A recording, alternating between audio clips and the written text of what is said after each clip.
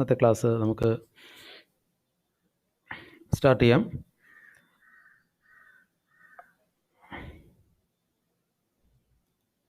Okay, അപ്പോൾ ഇന്നലെ position of promoters നമ്മൾ കഴിഞ്ഞ ക്ലാസ്സിൽ ഡോക്യുമെൻറ്റ്സ് അല്ലേ, നമ്മൾ അതുണ്ട് കോർപ്പറേഷൻ ക്യാപിറ്റൽ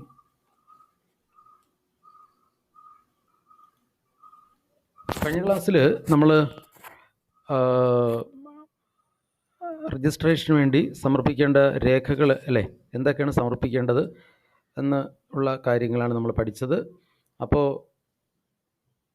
2 സ്റ്റെപ്പ്, അതുപോലെ ഒരു കമ്പനിക്ക് രജിസ്റ്റർ ചെയ്യുന്നതിലേക്കുള്ള 2 സ്റ്റെപ്സ് പഠിച്ചു.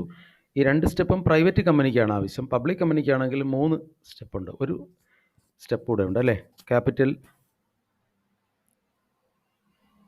സബ്സ്ക്രിപ്ഷൻ എന്നുള്ള 3ാമത്തെ. ഓക്കെ, അപ്പോൾ ഇന്നത്തെ ക്ലാസ്സിലേക്ക് കിടക്കുക. ആദ്യമായിട്ട് നമ്മൾ പഠിക്കുന്നത് പൊസിഷൻ ഓഫ് പ്രൊമോട്ടേഴ്സ്. പ്രൊമോട്ടർമാരുടെ എന്ത് സ്ഥാനമാണ് ഒരു കമ്പനിയുടെ കാര്യം എടുക്കുമ്പോൾ അതിൽ പ്രൊമോട്ടർക്ക് ഉള്ളത് നമ്മൾ പഠിച്ചു കഴിഞ്ഞു. ഒരു കമ്പനി നിലവിൽ വരുന്നതുമായി ബന്ധപ്പെട്ട് അതുവരെ ഒത്തിരി കാര്യങ്ങൾ ചെയ്യണം അല്ലേ. കമ്പനി ഏത് തരത്തിലുള്ള കമ്പനി സ്റ്റാർട്ട് ചെയ്യണം അല്ലേ, ആ ഒരു ആശയം കൊണ്ടുവരിക, അതുമായി ബന്ധപ്പെട്ട മാർക്കറ്റ് റിസർച്ചുകൾ നടത്തുക, അതുപോലെ തന്നെ ഡോക്യുമെൻറ്റ്സ് പ്രിപ്പയർ ചെയ്യുക, ഒത്തിരി കാര്യങ്ങളുണ്ടല്ലേ. അപ്പോൾ ഇതെല്ലാം ചെയ്യുന്നത് പ്രൊമോട്ടർമാരാണ്. അപ്പോൾ എന്ത് പൊസിഷൻ, വളരെ പാവനമായ ഒരു പദവിയാണ് ഒരു കമ്പനിയുടെ കാര്യം എടുക്കുമ്പോൾ പ്രൊമോട്ടർക്കുള്ളത്. വളരെ ഫിഡ്യൂഷ്യറി പൊസിഷൻ എന്നാണ് നമ്മൾ. അതുപോലെ തന്നെ വളരെ കമ്പനിയുടെ പ്രൊമോഷൻ സ്റ്റേജിൽ കമ്പനിക്ക് വേണ്ടി പ്രൊമോട്ടർ ചെയ്ത കാര്യങ്ങൾ മറ്റാരോടും വെളിപ്പെടുത്താനും അല്ലേ, അങ്ങനെയൊക്കെ ഉണ്ട്. അതുപോലെ തന്നെ കമ്പനിക്ക് വേണ്ടി ചെയ്ത കാര്യങ്ങൾ, അപ്പോൾ ഒരു ഒത്തിരി കാര്യങ്ങൾ കമ്പനിക്ക് വേണ്ടി ചെയ്തല്ലേ. അപ്പോൾ അദ്ദേഹം ചെയ്യുന്നതിന് റെമ്യൂണറേഷനായിട്ട് ആര് കൊടുക്കും? അദ്ദേഹത്തിന് പ്രതിഫലം കമ്പനി കൊടുക്കും. അതുകൊണ്ട് തന്നെ അദ്ദേഹം ആ ഒരു ഇനിഷ്യൽ സ്റ്റേജിൽ കമ്പനിക്ക് വേണ്ടി ചെയ്ത പ്രവർത്തനങ്ങളിലൂടെ അദ്ദേഹം സീക്രട്ട് പ്രോഫിറ്റ് ഒന്നും ഉണ്ടാക്കാൻ പാടില്ല. എന്ന് വെച്ച് കഴിഞ്ഞാൽ കമ്പനിക്ക് വേണ്ടി പ്രവർത്തിച്ചതിലൂടെ അല്ലേ, ഏതെങ്കിലും പാർട്ടിയുടെ നിന്ന് അനാവശ്യമായിട്ട് ഏതെങ്കിലും തരത്തിലുള്ള പൈസ കൈപ്പറ്റുകയോ അങ്ങനെയൊന്നും ചെയ്യാൻ പാടില്ല.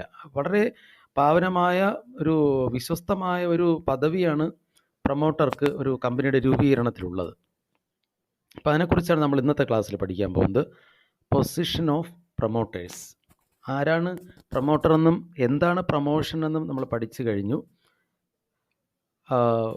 ഒരു കമ്പനിയെ സംബന്ധിച്ചോളം ഏറ്റവും പ്രധാനപ്പെട്ട ഒരു സ്ഥാനമാണ് ഈ എന്താണ് പ്രൊമോഷൻ എന്ന് പറയുന്നത്. പ്രൊമോഷനിൽ എന്തെങ്കിലും തെറ്റുകുറ്റങ്ങളോ വീഴ്ചകളോ പറ്റിക്കഴിഞ്ഞാൽ അത് കമ്പനിയുടെ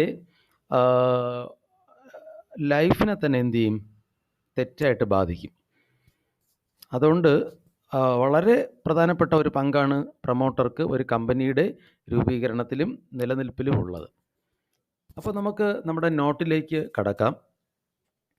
നിങ്ങൾ എപ്പോഴും ശ്രദ്ധിക്കേണ്ടത്, ഞാൻ നോട്ട് അയച്ചു തരുമ്പോൾ അതിൻ്റെ കറസ്പോണ്ടിങ് ആയിട്ട് വിക്ടേഴ്സ് ചാനലിൽ ഇതിൻ്റെ ക്ലാസ് ഉണ്ടെങ്കിൽ ഇപ്പോൾ ചിലപ്പോൾ വിക്ടേഴ്സ് ചാനലിൽ ടോപ്പിക്ക് അവർ ഫുള്ളായിട്ട് കവർ ചെയ്യാതെ ചില പോർഷൻസ് അവർ സ്കിപ്പ് ചെയ്യാറുണ്ട്. ചിലപ്പോൾ ആ സ്കിപ്പ് ചെയ്യുന്ന ഏരിയാസ് എക്സാമിന് ചോദിക്കില്ലായിരിക്കാം, അങ്ങനെ ആയിരിക്കാം. പക്ഷേ അത് നിങ്ങൾ അറിഞ്ഞിരിക്കണം. കാരണം ഫ്യൂച്ചറിൽ നിങ്ങൾക്ക് ഏതെങ്കിലും അല്ലേ തരത്തിൽ ഇത് ആവശ്യം വരും. അപ്പം അതുകൊണ്ട് കംപ്ലീറ്റ് ഏരിയയും കവർ ചെയ്താണ് ഞാൻ പഠിപ്പിക്കുന്നത്. അപ്പോൾ ഈ ചാപ്റ്ററിൽ ഏതൊക്കെ ടോപ്പിക്കുകൾ വിക്ടേഴ്സ് ചാനൽ കവർ ചെയ്തിട്ടില്ല, അപ്പോൾ ഏതാണെന്ന് ഞാൻ ഓർമ്മയില്ല. അപ്പോൾ കവർ ചെയ്യാത്തതാണെങ്കിൽ ഞാൻ നോട്ടിൻ്റെ കൂടെ വിക്ടേഴ്സ് ചാനലിലെ ക്ലാസ് അറ്റാച്ച് ചെയ്യൂല. അപ്പോൾ വിക്ടേഴ്സ് ചാനൽ കവർ ചെയ്ത ഏരിയ ആണെങ്കിൽ ഞാൻ നോട്ട് ഇടുമ്പോൾ അതിൻ്റെ കൂടെ തന്നെ വിക്ടേഴ്സ് ചാനലിലെ ക്ലാസ്സും അതിൻ്റെ കൂടെ തന്നെ ഇടാറുണ്ട്. അപ്പോൾ നിങ്ങൾ അതൊന്നും നോക്കണ്ട, നിങ്ങളിപ്പോൾ എക്സാമിനൊന്നും നോക്കണ്ട. കാര്യം എക്സാമിനെന്ന് വെച്ച് കഴിഞ്ഞാൽ നിങ്ങളെ കംപ്ലീറ്റ് ചാപ്റ്റർ പഠിപ്പിച്ചതിന് ശേഷം ഞാൻ ഫോക്കസ് ഏരിയ പഠിപ്പിക്കും. ഫോക്കസ് ഏരിയ എന്ന് വെച്ച് കഴിഞ്ഞാൽ അപ്പോൾ അത് ഞാൻ അവസാനമേ അത് നോക്കുന്നുള്ളൂ. കാര്യം നമുക്ക് എക്സാം സെപ്റ്റംബറിലാണെന്നാണല്ലോ പറയുന്നത്. അപ്പോൾ അതിനെക്കുറിച്ച് ഇപ്പം നമ്മൾ ആലോചിക്കേണ്ട കാര്യമില്ല. നമുക്ക് നല്ല മാർക്ക് അല്ലേ, ഇപ്പം നമുക്ക് എല്ലാവർക്കും ഫുൾ മാർക്ക് വാങ്ങിക്കാനാണല്ലോ ആഗ്രഹം. അതിനുള്ള എന്ത് ചെയ്തു, നിങ്ങളെ ഏബിൾ ആക്കും. ഓക്കെ, അപ്പോൾ പ്രൊമോട്ടറുടെ position. The promoter is deemed to act as a trustee. Deem എന്ന് വെച്ചാൽ കണക്കാക്കുക അല്ലേ. The promoter is deemed to act as a trustee. അത് ആരാണ് ട്രസ്റ്റി എന്ന് പറയുന്നത്? വിശ്വസ്തൻ അല്ലേ, of the company under promotion. Promotion ആക്ടിവിറ്റിയിൽ കമ്പനിയുടെ ഒരു വിശ്വസ്തനായിട്ട് പ്രവർത്തിക്കുന്നതായിട്ടാണ് ആരെ കണക്കാക്കുന്നത്? പ്രൊമോട്ടറെ കണക്കാക്കുന്നത്. Actually he's not an agent or trustee. യഥാർത്ഥത്തിൽ അദ്ദേഹം കമ്പനിയുടെ ഒരു ഏജൻറ്റോ ട്രസ്റ്റി ഒന്നുമല്ല. പക്ഷേ അദ്ദേഹം അങ്ങനെ വളരെ വിശ്വസ്തനായിട്ട് അല്ലേ പ്രവർത്തിക്കണം എന്നാണ് കണക്കാക്കപ്പെടുന്നത്. The contracts entered by the promoter with the various parties. Initial സ്റ്റേജിൽ കമ്പനി രൂപീകരിക്കുന്നതിന് മുമ്പ് കമ്പനിയുടെ പേരിൽ ഒത്തിരി ആൾക്കാരുമായിട്ട് ഇദ്ദേഹം എന്ത് ചെയ്യും? കരാറുകളിൽ ഏർപ്പെടും. പല കാര്യങ്ങളിലും കരാറുകളിൽ ഏർപ്പെടും. ഇയാൾ ഏർപ്പെടുന്നത് അയാൾക്ക് വേണ്ടിയല്ല, കമ്പനിക്ക് വേണ്ടിയാണ് പലതരത്തിലും. അപ്പോൾ അതാണ് the contracts entered by the promoter with the various parties are ratified by the. Ratify ചെയ്യുക എന്ന് വെച്ച് കഴിഞ്ഞാൽ അപ്രൂവ് ചെയ്യുക, പിന്നീട് ഭാവിയിൽ അപ്രൂവ് ചെയ്യുക by the company on incorporation. അപ്പോൾ രജിസ്റ്റർ ചെയ്യുന്ന സമയത്ത് ഇദ്ദേഹം അന്ന് പല പാർട്ടികളുമായി അല്ലേ ഏർപ്പെട്ടിട്ടുള്ള കരാറുകളെല്ലാം എന്ത് ചെയ്യുന്നു? അപ്രൂവ് ചെയ്യപ്പെടേണ്ടതാണ്. He should not make any secret profits. വളരെ പ്രധാനപ്പെട്ട ഒരു കാര്യം, പ്രൊമോട്ടർ അദ്ദേഹം എന്താണ് സീക്രട്ട് പ്രോഫിറ്റ് ഒന്നും നേടാൻ പാടില്ല. എന്താണ് സീക്രട്ട് പ്രോഫിറ്റ് കൊണ്ട് ഉദ്ദേശിക്കുന്നത്? കമ്പനി അറിയാതെ അല്ലേ അദ്ദേഹം പല പാർട്ടികളോട് അദ്ദേഹം കരാറിൽ ഏർപ്പെടും കമ്പനിക്ക് വേണ്ടി എന്ന് നമ്മൾ പഠിച്ചു. അപ്പോൾ പല കാര്യത്തിനും കമ്മീഷനും ഇതൊക്കെ വാങ്ങിക്കാൻ അദ്ദേഹത്തിന് വേണമെങ്കിൽ പറ്റും. പക്ഷെ അദ്ദേഹം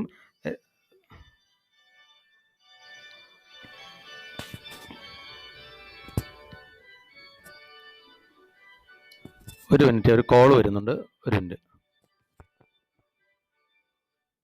ഹലോ. വീട്ടിലുണ്ട് സതീഷേ. ശരി, ഞാൻ അന്നത്തെ പോലെ ക്ലാസ് എടുത്തോണ്ടിരിക്കുന്നു. മറ്റേ അവിടെ അതുവഴി മുകളിൽ വന്നാൽ മതിയേ, തുറന്നിട്ടിരിക്കാം. ഓ ശരി ശരി ശരി.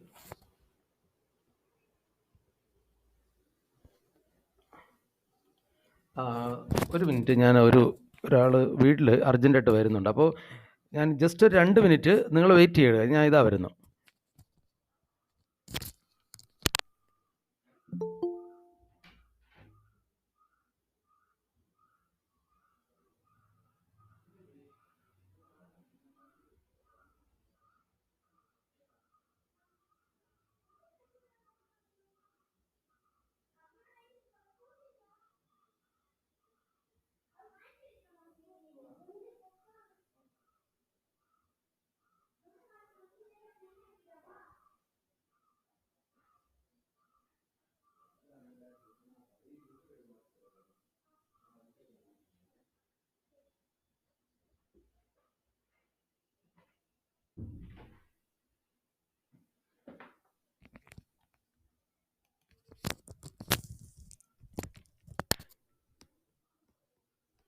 ശരി, അപ്പോൾ അത് നമുക്ക് കണ്ടിന്യൂ ചെയ്യാം. അപ്പോൾ നമ്മൾ പഠിച്ചു, വളരെ പാവനമായ ഒരു സ്ഥാനമാണ് ഒരു കമ്പനിയുടെ രൂപീകരണത്തിൽ പ്രൊമോട്ടർക്കുള്ളത്. He has the right to get a remuneration for the services rendered. Render ചെയ്യുക, പ്രൊവൈഡ് ചെയ്യുക, നൽകുക. And be reimbursed for the expenses incurred by him. അപ്പോൾ ചെയ്യുന്ന സേവനങ്ങൾക്ക് പ്രതിഫലം കൈപ്പറ്റാനുള്ള അല്ലേ പ്രതിഫലം കിട്ടുന്നതിനുള്ള അവകാശം ആർക്കുണ്ട്? പ്രൊമോട്ടർക്കുണ്ട്. അതുപോലെ തന്നെ അദ്ദേഹത്തിൻ്റെ കയ്യിൽ നിന്ന് എന്തെങ്കിലും തുക കമ്പനിക്ക് വേണ്ടി അദ്ദേഹം ചിലവാക്കിയിട്ടുണ്ടെങ്കിൽ അതെന്ത് ചെയ്യും? റീഇംബേഴ്സ്. എന്താണ് റീഇംബേഴ്സ് ചെയ്യുക? ചിലവാക്കിയ തുക തിരിച്ചു കിട്ടുക അല്ലേ. അപ്പോൾ അതിനുള്ള അവകാശം അദ്ദേഹത്തിനുണ്ട്. അപ്പോൾ ചെയ്യുന്ന സേവനങ്ങൾ വെറുതെ ഫ്രീ ആയിട്ടല്ല പ്രൊമോട്ടർ ചെയ്യുന്നത്. അദ്ദേഹം ചെയ്യുന്ന പ്രവൃത്തികൾക്ക് അദ്ദേഹത്തിന് എന്ത് കിട്ടും? റെമ്യൂണറേഷൻ കമ്പനി കൊടുക്കും. അതുപോലെ തന്നെ അദ്ദേഹത്തിൻ്റെ കയ്യിൽ നിന്ന് എന്തെങ്കിലും പൈസ ആയിട്ടുണ്ടെങ്കിൽ അത് റീഇംബേഴ്സ് ചെയ്യുകയും ചെയ്യും. ഓക്കെ, അപ്പോൾ നമ്മൾ പ്രധാനമായിട്ടും കണക്കാക്കുന്നത് പ്രൊമോട്ടറുടെ പദവി എന്ന് പറയുന്നത് ഒരു ട്രസ്റ്റി അല്ലേ, വളരെ ഒരു ഫിഡ്യൂഷ്യറി പൊസിഷൻ, വളരെ പാവനമായ ഒരു സ്ഥാനമാണ് ഒരു പ്രൊമോട്ടർക്ക് ഉള്ളത്.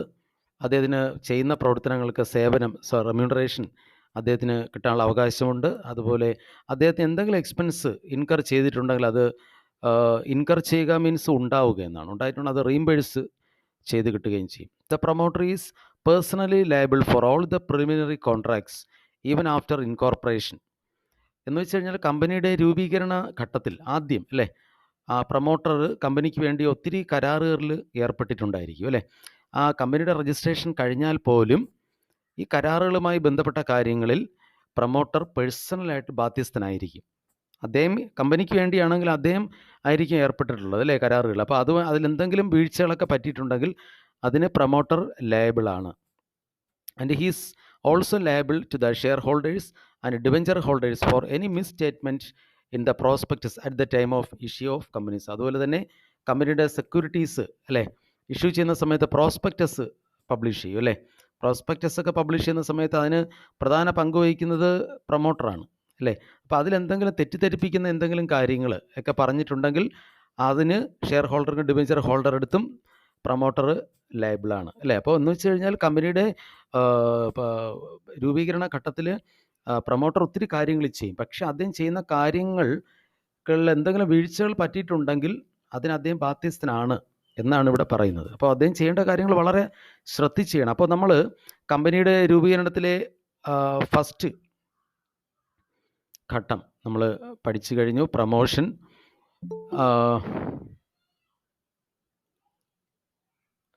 ഓക്കെ. ഇന്ന് വളരെ കുട്ടികൾ കുറവാണ് അല്ലേ. അപ്പോൾ ഇതിൽ രണ്ട് കാര്യങ്ങളുണ്ടായിരിക്കാം. ഒന്ന്, ഞാൻ ഇന്നത്തെ ക്ലാസ്സിൻ്റെ ഇന്നലെ പറഞ്ഞിരുന്നുവെങ്കിലും ഇന്ന് ഞാൻ മെസ്സേജ് ഇട്ടത് ലേറ്റായിപ്പോയി. അതൊരു കാര്യമാണ്. എങ്കിലും ഞാൻ ഇന്നലെ പറഞ്ഞിരുന്നത് കൊണ്ടാണ് പിന്നെ ഞാൻ അത്രയും ഇമ്പോർട്ടൻസ് എടുക്കാത്തത്. അപ്പോൾ നാളെയും 6 മണിക്ക് ക്ലാസ് ഉണ്ട് കേട്ടോ, ബിസിനസ് സ്റ്റഡീസ്. അപ്പോൾ ഞാൻ രാവിലെ മെസ്സേജ് ഇടാം. അപ്പോൾ എന്തായാലും പിന്നെ മറ്റൊരു പ്രധാനപ്പെട്ട കാര്യം എന്ന് പറയുന്നത് ലോക്ക്ഡൗൺ വീണ്ടും നീട്ടി അല്ലേ. അപ്പോൾ കാര്യങ്ങൾ എങ്ങനെ ഓരോ രീതിയിൽ അങ്ങ് പോവാണ്. എല്ലാ തരത്തിൽ നോക്കിയാലും വളരെ പ്രശ്നങ്ങളാണ് അല്ലേ. ഇപ്പോൾ എല്ലാവർക്കും ഓരോ തരത്തിൽ ഓരോ പ്രശ്നങ്ങൾ, പണിയില്ലാത്ത പ്രശ്നങ്ങളുണ്ട് ഓരോരുത്തർക്ക്. വളരെ പ്രശ്നങ്ങൾ തന്നെയാണ് ഇപ്പോൾ, വളരെ ബുദ്ധിമുട്ടാണ്. അപ്പോൾ എന്തായിരുന്നാലും ഇതൊക്കെ ഓവർകം ചെയ്യും. അപ്പോൾ നമ്മൾ അതിനെക്കുറിച്ച് കൂടുതലങ്ങ് ആലോചിക്കേണ്ട. അപ്പോൾ എല്ലാവരും പഠിത്തത്തിൽ ചെയ്യേണ്ട കാര്യങ്ങൾ കൃത്യമായിട്ട് ചെയ്യാൻ ശ്രമിക്കുക എല്ലാവരും. ഓക്കെ. അപ്പോൾ എന്തെങ്കിലും ബുദ്ധിമുട്ടോ എന്തൊക്കെ പ്രശ്നങ്ങൾ എന്തെങ്കിലും ഉണ്ടെങ്കിൽ വിജറാൻ ടീച്ചറിൻ്റെ അടുത്തോ എൻ്റെ അടുത്തോ അല്ലെങ്കിൽ ക്ലാസ് ടീച്ചർമാരുടെ അടുത്തോ എന്നൊക്കെ പറയാം, എന്തെങ്കിലുമൊക്കെ വിഷയങ്ങളുണ്ടെങ്കിൽ. ഓക്കെ. അപ്പോൾ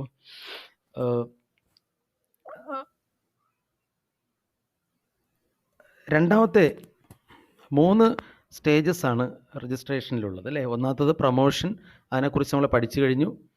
രണ്ടാമത്തത് incorporation.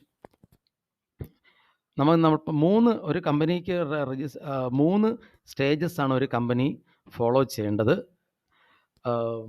1 promotion, 2 incorporation, 3 subscription of capital. അതിൽ പ്രൈവറ്റ് കമ്പനിയാണെങ്കിൽ 2 സ്റ്റേജസ് മാത്രം, ഫസ്റ്റ് 2 എന്ന് വെച്ചാൽ പ്രൊമോഷൻ ഇൻകോർപ്പറേഷൻ മാത്രം അവർ ഫോളോ ചെയ്തു. ഇത് ഇൻകോർപ്പറേഷൻ കഴിയുമ്പോൾ അവർക്ക് ബിസിനസ് ആരംഭിക്കാം. പക്ഷേ പബ്ലിക് കമ്പനിയാണെങ്കിൽ അവർക്ക് 3ാമത്തെ ഘട്ടമായ എന്താണ് ക്യാപിറ്റൽ സബ്സ്ക്രിപ്ഷൻ, ഈ ഒരു സ്റ്റേജ് കൂടെ കഴിഞ്ഞിട്ട് ഇതുമായി ബന്ധപ്പെട്ട് ചെയ്യേണ്ട കാര്യങ്ങളിലൂടെ ചെയ്ത് കഴിഞ്ഞാൽ മാത്രമേ അവർക്ക് എന്ത് ചെയ്യാൻ പറ്റുള്ളൂ, ബിസിനസ് സ്റ്റാർട്ട് ചെയ്യാൻ പറ്റുള്ളൂ. ഓക്കെ. അപ്പോൾ നമുക്ക് രണ്ടാമത്തെ ഘട്ടമായ ഇൻകോർപ്പറേഷനിലേക്ക് പോകാം. എന്താണ് ഇൻകോർപ്പറേഷൻ? ഇൻകോർപ്പറേഷൻ എന്ന് വെച്ച് കഴിഞ്ഞാൽ രജിസ്ട്രേഷൻ എന്നാണ്. Okay. Incorporation means the registration of the company. Companies act അല്ലേ, കമ്പനീസ് ആക്ട് അനുസരിച്ച് എന്ത് ചെയ്യുക, കമ്പനീസ് ആക്ട്, ആദ്യത്തെ കമ്പനീസ് ആക്ട് 1956 അല്ലേ. ഇപ്പം ലേറ്റസ്റ്റ് എത്ര, 2013 അല്ലേ. അപ്പോൾ കമ്പനീസ് ആക്ട് അനുസരിച്ച് എന്ത് ചെയ്യുക, കമ്പനിയെ രജിസ്റ്റർ ചെയ്യുക എന്നാണ് ഉദ്ദേശിക്കുന്നത്. അപ്പോൾ it is the second stage the former. ഒരു കമ്പനിയുടെ ഫോർമേഷനിലെ രണ്ടാമത്തെ ഘട്ടമാണ് ഇൻകോർപ്പറേഷൻ എന്ന് പറയുന്നത്. In order to get registered, the promoters have to submit the above mentioned documents to the registrar of companies which are listed below in brief. അപ്പോൾ registration ലഭിക്കുന്നതിലേക്ക് വേണ്ടി promoter, നമ്മൾ ഇന്നലെ പഠിച്ചു അല്ലേ, എന്തൊക്കെ ഡോക്യുമെൻറ്റ്സാണ് സമർപ്പിക്കേണ്ടതെന്ന് അല്ലേ. അവയെ നമ്മൾ എന്ത് ചെയ്യുന്നു, താഴെ എന്ത് ചെയ്യുന്നു, വളരെ ചുരുക്കി ഒരിക്കൽ കൂടെ പറഞ്ഞിരിക്കുന്നു. ഓക്കെ. ഇതിൽ ഒന്ന് memorandum of association, articles of association, proposed ഡയറക്ടേഴ്സിൻ്റെ റിട്ടേൺ കൺസെൻറ്റ്, എഗ്രിമെൻറ്റ്സ് എന്തെങ്കിലും ഉണ്ട് അത്, a copy of the approval of name registrar അല്ലേ, പിന്നെ സ്റ്റാറ്റ്യൂട്ട് ഡിക്ലറേഷൻ, പിന്നെ notice of exact address, documentary evidence of payment of, ഇത്രയും കാര്യങ്ങൾ പറഞ്ഞിരിക്കുന്ന കാര്യങ്ങൾ അല്ലേ. രജിസ്ട്രേഷൻ ലഭിക്കുന്നതിലേക്ക് വേണ്ടി ഇത്രയും കാര്യങ്ങൾ എവിടെ ആരുടെ സമർപ്പിക്കണം? രജിസ്ട്രാർ എടുത്ത് സമർപ്പിക്കണം. അപ്പോൾ രജിസ്ട്രാർ എന്ത് ചെയ്യും? അവർക്ക് വേറെ ഒരു തർക്കവും ഇല്ലെങ്കിൽ രജിസ്റ്റർ ഓഫ് കമ്പനീസ്, കമ്പനികളുടെ ഒരു രജിസ്റ്റർ ഉണ്ടല്ലേ, ആ രജിസ്റ്ററിൽ എന്ത് ചെയ്യും? ഈ പുതിയ കമ്പനിയുടെ പേരൂടെ എന്ത് ചെയ്യുന്നു? എഴുതി ചേർക്കും. അപ്പോൾ അതാണ് അതിൻ്റെ ഒരു പ്രൊസീജിയർ. എന്ന് വെച്ചാൽ അത് രജിസ്ട്രേഷൻ ലഭിക്കുന്നതിലേക്ക് വേണ്ടി പറഞ്ഞിരിക്കുന്ന ഡോക്യുമെൻറ്റ്സ് അല്ലെ, ഡോക്യുമെൻറ്റ്സ് നമ്മൾ ഇന്നലെ പഠിച്ചു. Documents required to be submitted, registration ലഭിക്കുന്നതിലേക്ക് വേണ്ടി സമർപ്പിക്കേണ്ട ഡോക്യുമെൻറ്റ്സ് നമ്മൾ ഇന്നലെ പഠിച്ചില്ല. ആ ഡോക്യുമെൻറ്റ്സ് തന്നെയാണ് ഇവിടെയും പറഞ്ഞിരിക്കുന്നത്. അപ്പോൾ ഈ ഡോക്യുമെൻറ്റ്സ് എന്ത് ചെയ്യണം? രജിസ്ട്രേഷൻ ലഭിക്കുന്നതിലേക്ക് വേണ്ടി അദ്ദേഹം എന്ത് ചെയ്യണം? രജിസ്ട്രാർ എടുത്ത് സമർപ്പിക്കണം.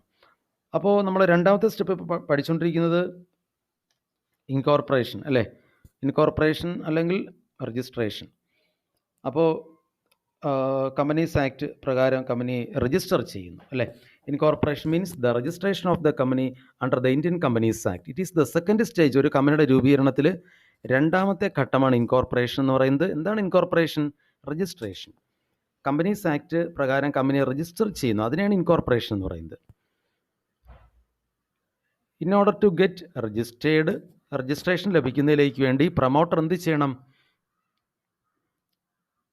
The promoter have to submit the above mentioned documents. അതിൻ്റെ ആവശ്യമില്ല. എബോവ് മെൻഷൻഡ് എന്ന് പറയുമ്പോൾ മുകളിൽ സൂചിപ്പിച്ച അത് എൻ്റെ ആവശ്യമില്ല, അത് ഞാൻ ശ്രദ്ധിക്കാത്ത ഒരു ഇതായി പോയി. The promoter have to submit the following documents അല്ലേ, before the registrar of companies, അങ്ങനെ എഴുതിയാലും മതി. എന്ന് വെച്ചാൽ in order to get registered, the promoter have to submit the following documents. ഈ താഴെ പറഞ്ഞിരിക്കുന്ന ഡോക്യുമെൻറ്റ്സ് അല്ലേ, following documents to the registrar of companies, അങ്ങനെ മതി. have to submit the following documents. above mentioned വേണ്ട, above mentioned വേണ്ട. following documents to the registrar of companies.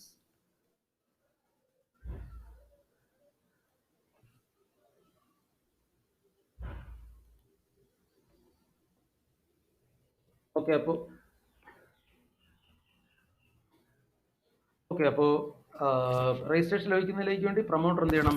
താഴെ തന്നിരിക്കുന്ന ഡോക്യുമെൻറ്റ്സ് രജിസ്ട്രാറുടെ അടുത്ത് സമർപ്പിക്കണം. എന്തൊക്കെയാണ് അത്? Memorandum, articles, written consent, agreements. അപ്പോൾ നിങ്ങൾക്കൊരു ഡൗട്ട് ഉണ്ടാകും. ഇന്നലെ പറഞ്ഞപ്പോൾ 6 പോയിൻ്റ് അല്ലേ സാർ പറഞ്ഞു, ഇന്നിപ്പോൾ 8, 2 കൂടിയോ?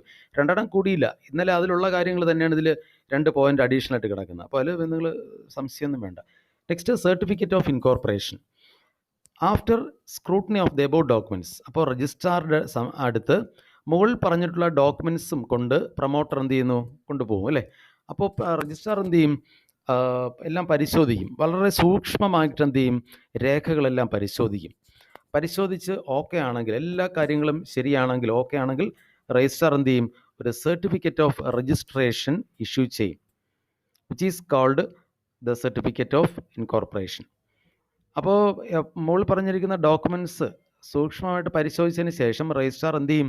ഒരു സർട്ടിഫിക്കറ്റ് ഓഫ് രജിസ്ട്രേഷൻ ഇഷ്യൂ ചെയ്യും. അതിനെ നമ്മൾ സർട്ടിഫിക്കറ്റ് ഓഫ് ഇൻകോർപ്പറേഷൻ എന്ന് വിളിക്കും.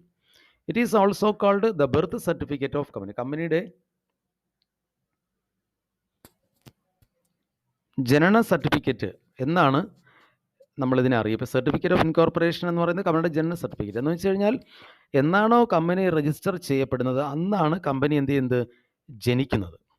നമുക്കറിയാം, കമ്പനി എന്ന് പറയുന്നത് ഒരു ആർട്ടിഫിഷ്യൽ ലീഗൽ പേഴ്സൺ ആണ് അല്ലേ. കമ്പനി ഒരു കൃത്രിമ വ്യക്തിയാണ്, അതിന് ജീവനില്ല. അത് ജനിക്കുന്നത് നിയമപരമായിട്ടാണ് അല്ലേ, ലീഗലിയാണ്. അത് മരിക്കുന്നത് എങ്ങനെ തന്നെ ആയിരിക്കും? Legally through. ഓക്കെ, ഒരു മിനിറ്റ്.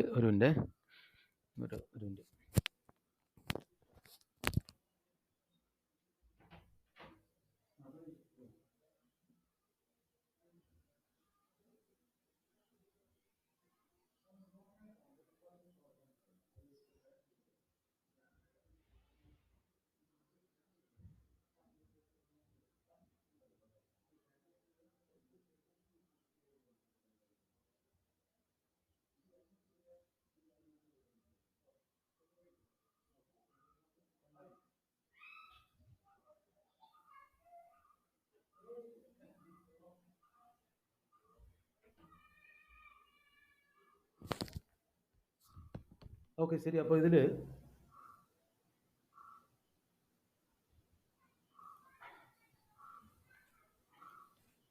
ഓക്കെ, അപ്പോൾ സർട്ടിഫിക്കറ്റ്. പിന്നെ മറ്റൊരു പ്രധാനപ്പെട്ട കാര്യം, പ്രൈവറ്റ് കമ്പനി ആണെങ്കിൽ, പബ്ലിക് കമ്പനി ആണെങ്കിൽ അവർക്കിനി ഒരു ഘട്ടം കൂടെ കടന്ന് പോകാനുണ്ട് അല്ലേ. പ്രൈവറ്റ് കമ്പനി ആണെങ്കിൽ അവർക്ക് ഈ രണ്ടാമത്തെ ഘട്ടം കഴിയുമ്പോൾ അവർക്ക് ബിസിനസ് സ്റ്റാർട്ട് ചെയ്യും. ഓക്കെ, ഇനി അടുത്ത് effect of certificate. Certificate of ഇൻകോർപ്പറേഷൻ്റെ സ്വാധീന എഫക്റ്റ് എന്താണ്? A company becomes a legal entity with perpetual succession. Certificate of ഇൻകോർപ്പറേഷൻ്റെ എഫക്റ്റ് എന്താണ്? ഒരു കമ്പനി എന്ത് ചെയ്തു? നിയമപരമായിട്ട് ജനിക്കുന്നു, ഒരു വ്യക്തിത്വം, ഒരു entity, legal entity with perpetual succession. എന്താണ് perpetual succession? Means continuous existence. Company ഒരിക്കലും മരിക്കുന്നില്ല. കമ്പനി എപ്പോഴാണ് ഇല്ലാതാവുന്നത്? എന്നാണോ നിയമപരമായിട്ട് കമ്പനിയെ ക്ലോസ് ചെയ്യുന്നത്, അന്നാണ് കമ്പനി മരിക്കുന്നത്, ഇല്ലാതാവുന്നത്. അല്ലാതെ ഒരിക്കലും കമ്പനി എന്ത് ചെയ്യുന്നില്ല? ഇല്ലാതാവുന്നില്ല. അപ്പോൾ company becomes legal entity with perpetual succession. Registration നടക്കുന്നതോടുകൂടി ഒരു കമ്പനി എന്ത് ചെയ്യും? ഒരു ലീഗൽ എൻറ്റിറ്റി ആയിട്ട് മാറുന്നു, ഒരു നിയമപരമായിട്ടുള്ള ഒരു വ്യക്തിത്വം, ഒരു നിലനിൽപ്പുള്ള ഒരു സ്ഥാപനമായിട്ട് മാറുന്നു. It can enter into valid contracts. കരാറുകൾ അല്ലേ, വാലിഡ് ആയിട്ടുള്ള കരാറുകളിലൊക്കെ ആർക്ക് ഏർപ്പെടാം? കമ്പനിക്ക് ഏർപ്പെടാം. എപ്പോഴും നിങ്ങൾ ശ്രദ്ധിക്കണം, കമ്പനി എന്ന് പറയുന്ന ഇത് ജീവനില്ലാത്ത ഒരു നിയമപരമായിട്ട് മാത്രം നിലനിൽക്കുന്ന ഒരു എൻറ്റിറ്റിയാണ്. അതുകൊണ്ട് തന്നെ കമ്പനി കരാറുകളിൽ ഏർപ്പെടുമ്പോൾ, കമ്പനി കരാറിൽ ഏർപ്പെടുന്നതെന്ന് വെച്ചാൽ കമ്പനിക്ക് വേണ്ടി, കമ്പനിയെ റെപ്രസെൻ്റ് ചെയ്ത് കമ്പനിക്ക് വേണ്ടി പ്രവർത്തിക്കുന്ന ആൾക്കാരായിരിക്കും കരാറുകളിൽ ഏർപ്പെടുന്നത്. പക്ഷേ കമ്പനിയുടെ സിഗ്നേച്ചറായിട്ട് അവിടെ എന്ത് അടിക്കും? കമ്പനിയുടെ സീല് അല്ലേ, കമ്പനിയുടെ സീല് അവിടെ അടിക്കും. എന്നിട്ട് ഒപ്പിടുമ്പോൾ കമ്പനിക്ക് വേണ്ടി കമ്പനിക്ക് വേണ്ടി പ്രവർത്തിക്കുന്ന ആൾക്കാർ എന്ന നിലയ്ക്കാണ് അവിടെ ഒപ്പിടുന്നത്. സീലാണ് കമ്പനിയുടെ സിഗ്നേച്ചർ എന്ന് പറയുന്നത്. ഓക്കെ, അതുകൊണ്ടാണ് നമ്മൾ എന്ത് കാര്യമായിരുന്നാലും സീൽ അടിക്കും അല്ലേ. എന്ത് കാര്യമായിരുന്നാലും അവിടെ നമ്മൾ സീൽ അടിച്ചിട്ടാണ് ഒപ്പിടുന്നത്. കാരണം അവിടെ ആ ഒരു വ്യക്തി, ഒരു സ്കൂള് അല്ലേ, സ്കൂളിലെ പ്രിൻസിപ്പൽ എന്ന് പറയുന്നത് സ്കൂളിന് വേണ്ടി പ്രവർത്തിക്കുന്നതാണ്. അപ്പോൾ സ്കൂളിൻ്റെ സീല് അല്ലേ, അപ്പോൾ അത് സ്കൂളിൻ്റെ ഒപ്പായി. പിന്നെ നമ്മൾ എന്ത് ചെയ്തു? അത് അവർക്ക് വേണ്ടി പ്രവർത്തിക്കുന്ന വ്യക്തി എന്ത് ചെയ്യുന്നു? അദ്ദേഹത്തിൻ്റെ സൈൻ. ഓക്കെ, അപ്പോൾ on the issue of certificate of incorporation. Certificate of incorporation issue ചെയ്ത് കഴിയുമ്പോൾ A private company can comments it's. ഒരു പ്രൈവറ്റ് കമ്പനിക്ക് എന്ത് ചെയ്യാം? ബിസിനസ് ആരംഭിക്കാം. അപ്പോൾ സർട്ടിഫിക്കറ്റ് ഓഫ് ഇൻകോർപ്പറേഷൻ ഇഷ്യൂ ചെയ്യുന്നതോടുകൂടി ഒരു പ്രൈവറ്റ് കമ്പനിക്ക് എന്ത് ചെയ്യാം? ബിസിനസ് ആരംഭിക്കാം. പക്ഷേ ഒരു പബ്ലിക് കമ്പനിക്ക് എന്ത് ചെയ്തു? സ്റ്റാർട്ട് ചെയ്യണമെങ്കിൽ 2 more സ്റ്റേജസ് അല്ല, 1 more സ്റ്റേജ് അല്ലേ, ഒരു സ്റ്റേജ് കൂടെ അവർക്ക് എന്ത് ചെയ്യണം? ഫോളോ ചെയ്യേണ്ടത്. ഇതാണ് ക്യാപിറ്റൽ സബ്സ്ക്രിപ്ഷൻ എന്ന് പറയുന്ന ഒരു ഘട്ടം കൂടെ അവർക്ക് എന്ത് ചെയ്യണം?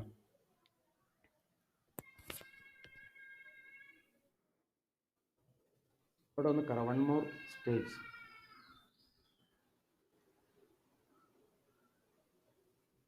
ഓക്കെ, ഒന്ന് കറക്റ്റ് ചെയ്തോളാം. ഓക്കെ, പക്ഷെ ഒരു പബ്ലിക് കമ്പനിക്ക് ഒരു സ്റ്റേജ് കൂടെ എന്ത് ചെയ്യണം? കവർ ചെയ്യണം. അതെന്താണ്? ക്യാപിറ്റൽ സബ്സ്ക്രിപ്ഷൻ, 3ാമത്തെ ഘട്ടം. അപ്പോൾ ഇന്ന് പഠിപ്പിച്ച കാര്യങ്ങൾ, വളരെ കുറച്ച് കാര്യങ്ങളെ പഠിപ്പിച്ചുള്ളൂ. ഇന്ന് പഠിപ്പിച്ചത് പൊസിഷൻ ഓഫ് പ്രൊമോട്ടേഴ്സ്. പ്രൊമോട്ടറുടെ പൊസിഷൻ. ആരാണ് പ്രൊമോട്ടർ? എന്ത് പദവിയാണ് ഒരു പ്രൊമോട്ടർക്കുള്ളത്? ദ പ്രൊമോട്ടർ ഈസ് ഡീംഡ് അല്ലേ. അപ്പോൾ പ്രൊമോട്ടർക്ക് എന്ന് വെച്ചാൽ ഒരു കമ്പനിയുടെ രൂപീകരണത്തിൽ വളരെ പാവനമായ ഒരു പൊസിഷനാണ്, ഫിഡ്യൂഷ്യറി പൊസിഷനാണ് പ്രൊമോട്ടർക്കുള്ളത്. അദ്ദേഹത്തിൻ്റെ പദവി ദുരുപയോഗം ചെയ്ത് അദ്ദേഹം സീക്രട്ട് പ്രോഫിറ്റ് ഒന്നും ഉണ്ടാക്കാൻ പാടില്ല. അദ്ദേഹം ചെയ്യുന്ന പ്രവൃത്തികൾക്ക് റെമ്യൂണറേഷൻ റിസീവ് ചെയ്യാനുള്ള റൈറ്റ് അദ്ദേഹത്തിനുണ്ട്. അതുപോലെ എന്തെങ്കിലും എക്സ്പെൻസസ് പേഴ്സണലായിട്ട് അദ്ദേഹത്തിന് ഇൻകർ ചെയ്തിട്ടുണ്ടെങ്കിൽ അത് റീഇംബേഴ്സ് ചെയ്ത് കിട്ടുന്നുള്ള റൈറ്റും ഉണ്ട്. മറ്റൊരു കാര്യം, പ്രൊമോട്ടർ പേഴ്സണലായിട്ട് ലയബിളാണ് എല്ലാ പ്രിലിമിനറി കോൺട്രാക്ട്സിനും. അദ്ദേഹം കമ്പനിക്ക് വേണ്ടി ഏർപ്പെട്ടിട്ടുള്ള എല്ലാ കരാറുകളിലും അദ്ദേഹം പേഴ്സണലായിട്ട് ലയബിളായിരിക്കും. ഓക്കെ, അപ്പോൾ ഇത്രയുമാണ് അദ്ദേഹവുമായി ബന്ധപ്പെട്ട്. നെക്സ്റ്റ് എന്ന് പറയുന്നത് രണ്ടാമത്തെ ഒരു കമ്പനിയുടെ രൂപീകരണത്തിലെ രണ്ടാമത്തെ ഘട്ടം ഇൻകോർപ്പറേഷൻ. Incorporation means registration.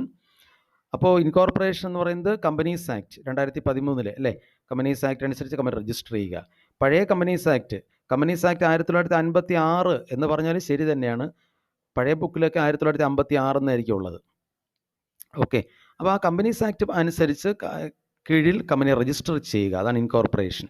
കമ്പനിയുടെ രൂപീകരണത്തിലെ രണ്ടാമത്തെ സ്റ്റേജാണ് ഇൻകോർപ്പറേഷൻ. രജിസ്റ്റർ ചെയ്യുന്നതിലേക്ക് വേണ്ടി പ്രൊമോട്ടർ താഴെ പറഞ്ഞിരിക്കുന്ന ഡോക്യുമെൻറ്റ്സ് രജിസ്ട്രാറുടെ മുൻവശം എന്ത് ചെയ്യണം? സബ്മിറ്റ് ചെയ്യണം. അപ്പോൾ രജിസ്ട്രാർ ഈ ഡോക്യുമെൻറ്റ്സ് എല്ലാം വിശദമായിട്ട് പരിശോധിച്ചതിന് ശേഷം സാറ്റിസ്ഫൈഡ് ആണെങ്കിൽ അദ്ദേഹം സർട്ടിഫിക്കറ്റ് ഓഫ് ഇൻകോർപ്പറേഷൻ ആർക്ക് കമ്പനിക്ക് എന്ത് ചെയ്യും? ഇഷ്യൂ ചെയ്യും. ഒരു പ്രൈവറ്റ് കമ്പനിയാണെങ്കിൽ സർട്ടിഫിക്കറ്റ് ഓഫ് ഇൻകോർപ്പറേഷൻ കിട്ടിക്കഴിഞ്ഞാൽ അവർക്ക് ബിസിനസ് എന്ത് ചെയ്യാം? സ്റ്റാർട്ട് ചെയ്യാം. പക്ഷേ ഒരു പബ്ലിക് കമ്പനിയാണെങ്കിൽ ഒരു സ്റ്റേജ് കൂടെ അവർക്ക് എന്ത് ചെയ്യണം? ഫോളോ ചെയ്യണം. Effect of certificate of incorporation. Certificate of incorporation കിട്ടിക്കഴിഞ്ഞാൽ എന്താണ് എഫക്റ്റ്? എന്താണ് ഗുണം? ഒരു കമ്പനി ഒരു ലീഗൽ എൻറ്റിറ്റി ആയിട്ട് മാറുന്നു. പെർപ്പച്വൽ സക്സഷനുള്ള ഒരു ലീഗൽ എൻറ്റിറ്റി ആയിട്ട് മാറുന്നു. വാലിഡ് കോൺട്രാക്റ്റുകളിൽ ഏർപ്പെടാം. അപ്പോൾ ഇന്ന് പഠിപ്പിച്ച കാര്യങ്ങൾ അല്ലേ, ഇതുമായി ബന്ധപ്പെട്ട കാര്യങ്ങൾ എന്തെങ്കിലും സംശയമുണ്ടോ? അപ്പോൾ തൽക്കാലം ഇന്നത്തെ ക്ലാസ് നമുക്കിവിടെ വൈൻഡപ്പ് ചെയ്യാം. ഇപ്പോൾ എനിക്ക് ഒരല്പം ഒരു തിരക്കുണ്ട്, അതുകൊണ്ടാണ്. അപ്പോൾ നമ്മൾ ഇന്നത്തെ അല്പം നേരത്തെ നിർത്തുന്നത്. ഒരു കാര്യം കൂടെ ഇന്ന് ഉണ്ട് നമുക്ക് പഠിപ്പിക്കാൻ. എന്തായാലും നമുക്കത് നാളെ പഠിപ്പിക്കാം. നാളെ 6 മണിക്ക് വൈകുന്നേരം.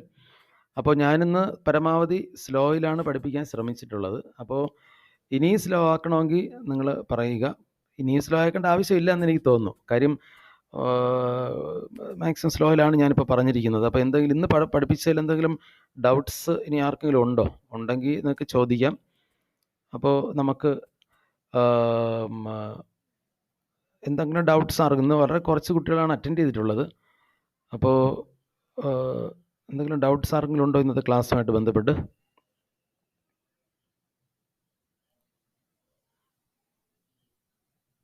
ഓക്കെ, അപ്പോൾ നമുക്ക് ഇനി 7 മണിക്കല്ലേ ക്ലാസ് അല്ലേ? അപ്പോൾ നമുക്കിന്ന് എങ്കിൽ വൈൻഡപ്പ് ചെയ്യാം അല്ലേ? എന്തെങ്കിലും ഡൗട്ട്സ് ആർക്കെങ്കിലും ഉണ്ടെങ്കിൽ നിങ്ങൾക്ക് ചോദിക്കാം. ഓക്കെ, അല്ലെങ്കിൽ നമുക്ക് ഇന്നത്തെ ക്ലാസ് വൈൻഡപ്പ് ചെയ്യാൻ തോന്നുന്നു. ഓക്കെ, അപ്പോൾ നമുക്ക് വേറെ ആരും ഡൗട്ട്സ് ചോദിക്കുന്നത്. അപ്പോൾ നാളെ 6 മണിക്കാണ്. അപ്പോൾ ഞാൻ മെസ്സേജ് അയക്കാൻ വിട്ടുപോയാൽ പോലും നാളെ 6 മണിക്കാണ് ക്ലാസ്. ക്ലാസ് ഇല്ലെങ്കിൽ ഞാൻ മെസ്സേജ് ചെയ്യും. ക്ലാസ് ഇല്ലെങ്കിൽ മെസ്സേജ് ചെയ്യും. അല്ലെങ്കിൽ 6 മണിക്ക് തന്നെയാണ് നാളെ ക്ലാസ്. ഓക്കെ, അപ്പോൾ ഞാൻ നോട്ട്സ് അയക്കും. ചിലപ്പോൾ ഇന്ന് രാത്രി അല്ലെങ്കിൽ നാളെ ബാക്കി നോട്ട്സ് അയക്കും. നിങ്ങൾ നോട്ട്സ് ചിലപ്പോൾ കൂടിപ്പോയെന്ന് പറഞ്ഞ് എഴുതാതിരിക്കും. നിങ്ങളതുകൊണ്ട് എപ്പോഴായാലും നിങ്ങൾ എഴുതേണ്ടതാണ്. അതുകൊണ്ട് അയക്കുന്ന ആ സമയത്തിന് ഡൗൺലോഡ് ചെയ്ത് ഇടുക. പിന്നെ സൗകര്യം പോലെ നിങ്ങൾ എഴുതുക. സൗകര്യം പോലെ മീൻസ് ഇന്ന് തന്നെ അല്ലെങ്കിൽ നാളെയോ എപ്പോൾ സമയം കിട്ടുമ്പോൾ ഡൗൺലോഡ് ചെയ്ത് ഇടുക എന്ന് പറഞ്ഞത് നെറ്റ് തീർന്ന് പോകാതിരിക്കാനാണ് ഞാൻ പറഞ്ഞത്. ഓക്കെ, അപ്പോൾ നമുക്ക് ഇന്നത്തെ ക്ലാസ് വൈൻഡപ്പ് ചെയ്യാം. അപ്പോൾ നിങ്ങൾ ഇനി 7 മണിക്കുള്ള അക്കൗണ്ടൻസിയിൽ കയറുക. ഓക്കെ, അപ്പോൾ നമുക്ക് വൈൻഡപ്പ് ചെയ്യാം. പിന്നെ തൽക്കാലം ഇന്നത്തെ ക്ലാസ് നമുക്ക് അല്പം നേരത്തെ വൈൻഡപ്പ് ചെയ്യാം. ഓക്കെ.